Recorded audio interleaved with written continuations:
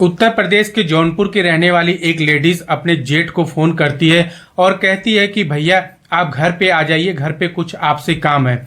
वो साथ में ये भी बताती है कि कमरे के अंदर का टाइल्स टूट गया है, क्योंकि वहां पे सीवर का जो पाइप जा रहा था वो जाम हो गया था, जिसके चक्कर में उसको तोड़वा कर मैंने किसी तरीके से ठीक करवाया है। आप घर पे आके टाइल्स वगैरह लगवा दीजिए। जो उसका जेठ है वो कहता है कि मैं अभी तो काम पर निकल गया हूं, लेकिन कल मैं आके तुम्हारा काम कर दूंगा। बार बार वो फोन करके उसको कह रही थी, रिक्वेस्ट कर रही थी कि आज ही कर देते तो बहुत अच्छा था। संयोग से जहां पर वो काम पर जाता है, चौराहे पर बैठता है कि दिहाड़ी के लिए कोई उसको बुला कर लेके जाएगा, लेकिन उस दिन उसको कोई बुलाने के लिए नहीं आता है। तब वो सोचता है क्यों ना उसके भाई का ही काम कर दिया जाए। अब वो वहां पर जाता है अपने भाई के घर पे। अब उसकी जो पत्नी होती है, उसके छोटे भाई की पत्नी होती है, वो उसको कमरे में लेके जाती है और कहती है इस कमरे के नीचे का जो फर्श है, उसी फर्श के नीचे जो है पाइप जाम हो गया था, जिसको तुड़वा कर उसको सही कराया है। बहुत ज्यादा दुर्गंध आ रही थी।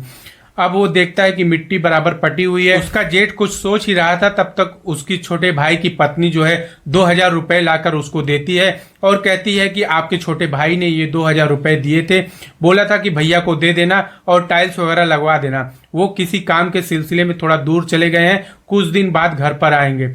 ये सुनते ही उसका जो जेठ है वो मार्केट जाता है और उसी रंग की 2x2 की टाइल्स और सीमेंट वगैरह लेकर घर पे आता है और उसके बाद वो टाइल्स वगैरह लगा देता है।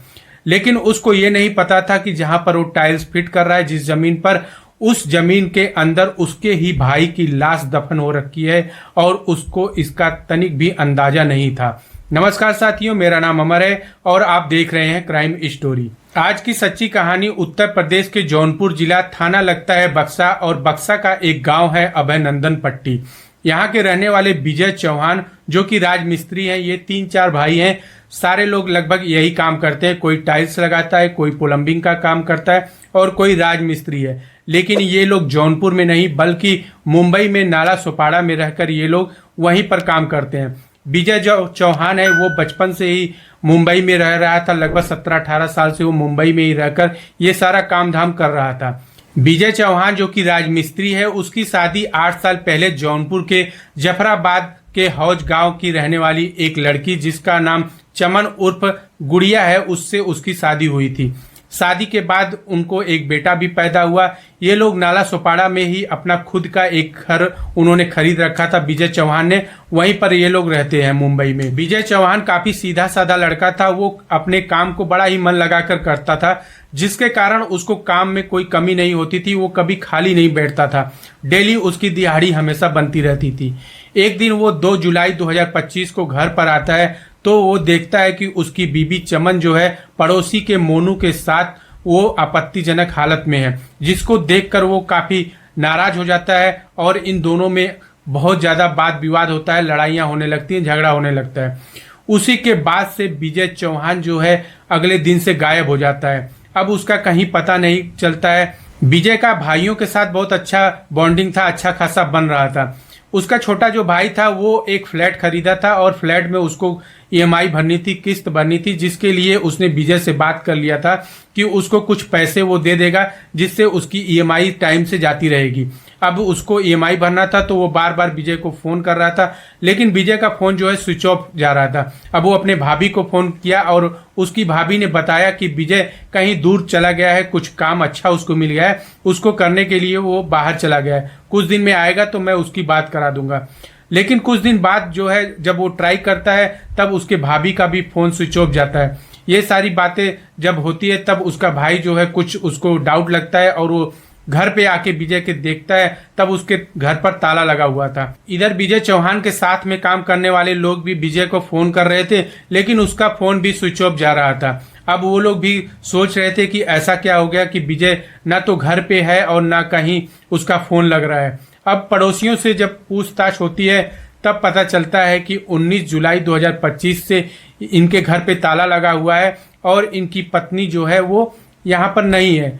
तब उसके जो भाई है वो पूछते हैं कि उसका भाई कब से नहीं दिखाई दे रहा है। वो बताते हैं कि इससे काफी दिन पहले से ही उसका भाई तो नहीं आ रहा था, लेकिन उसके बाद 19 तारीख से इसकी जो पत्नी है वो भी यहाँ से चली गई। अब इनको कुछ डाउट होता है जिस भाई ने वहां घर पे टाइल्स लगाया था।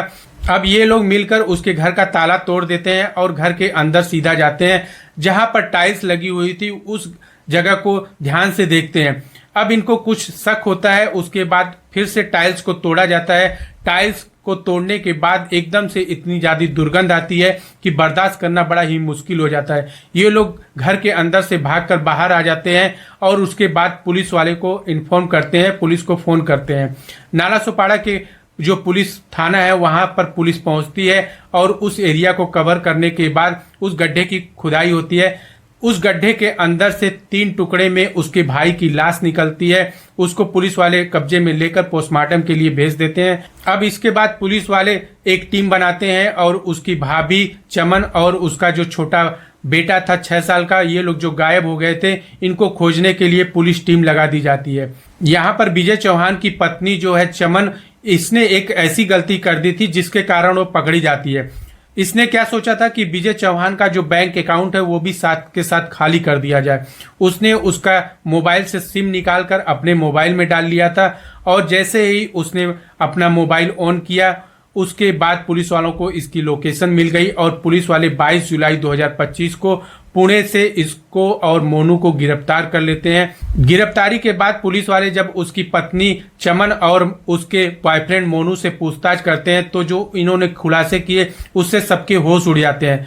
जो इसने बताया कि उसने टाइल्स को तोड़कर उसके बाद उसी कमरे में उसकी लाश को दफन कर दिया और लगभग 20 दिन तक उसी के ऊपर बेड बिछाकर मोनू के साथ यानी कि अपने बॉयफ्रेंड के साथ उसी घर में उसी के कमरे में आराम से वो रह रही थी। लेकिन उसको जब शक हुआ कि लोग उसके बारे में शक कर रहे हैं, बार बार फोन कर रहे हैं और उसके पति के बारे में पूछ रहे हैं, तब उसको कहीं ना कहीं लगा कि अब उसका राज खुल जाएगा। तो इसलिए वो अपने बॉयफ्रेंड और अपने बेटे को लेकर वहां से भाग गई थी। अगर वो अपने पति विजय चौहान का सिम जो है अपने मोबाइल में डालकर यूज नहीं करती तो शायद वो पकड़ी भी नहीं जाती। तो आज की सच्ची कहानी जो कि उत्तर प्रदेश के जौनपुर से शुरू होती है और नाला सोपाड़ा में जाके विजय चौहान की स्टोरी खत्म हो जाती है। आज की कहानी अगर आपको पसंद आए तो वीडियो को लाइक और सब्सक्राइब जरूर करें।